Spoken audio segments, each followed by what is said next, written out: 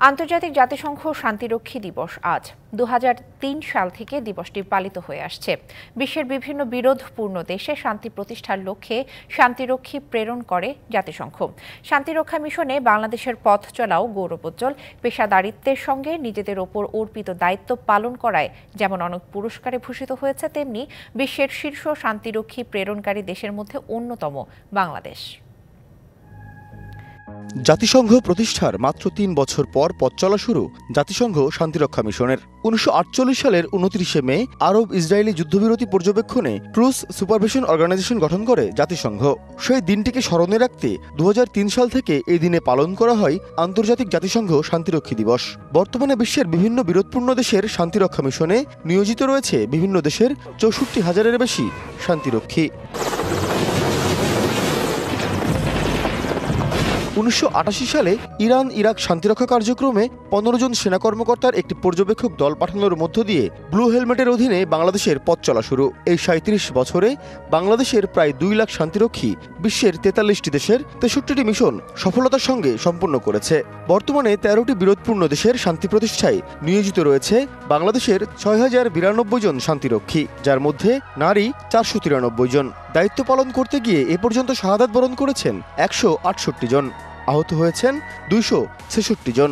মানবতার মূল্যবোধ দিয়ে সততা, স্বচ্ছতা, জবাবদিহিতা, নেতৃত্ব, কর্তৃত্ব, ব্যক্তিত্বে একটা অনুকরণীয় দৃষ্টান্ত সৃষ্টি করেছেন। সেই জন্য বারংবার তারা বিশ্বে প্রথম স্থান অধিকার করেছে। শান্তিরক্ষী হিসেবে বাংলাদেশ অনন্য সুনাম কুড়িয়েছে। বেসামরিক নাগরিকদের নিরাপত্তা নিশ্চিত করার পাশাপাশি চিকিৎসা, শিক্ষা।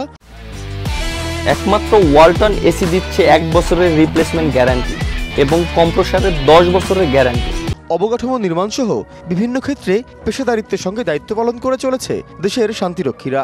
আমরা ওখানে দক্ষতার যে পরিচয় দিয়েছি, এই পরিচয়ের জন্য বাংলাদেশ একটি স্ট্যান্ডার্ড হিসেবে দাঁড়িয়েছে। এখন আমরা ওদের স্ট্যান্ডার্ড শিখি না, বাংলাদেশের স্ট্যান্ডার্ড ওরা শিখে, যার জন্য আমরা কিন্তু ওখানে অনেক রিহ্যাবিলিটেশন কাজ করি। জাতিসংঘের one of the secretary general সে বলেছিলেন যে what Bangladesh is giving, it is even more than our requirement, because Bangladesh is committed.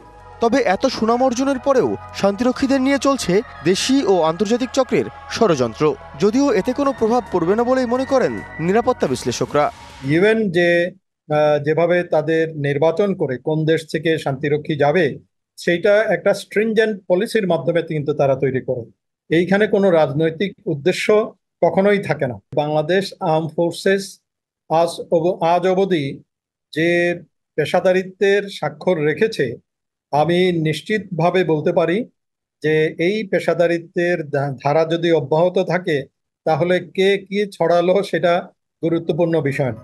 জাতিসংঘ মিশনে অবদানস্বরূপ জাতিসংঘের নানান স্বীকৃতি ও পুরস্কারে ভূষিত হয়েছেন বাংলাদেশের শান্তিরক্ষীরা।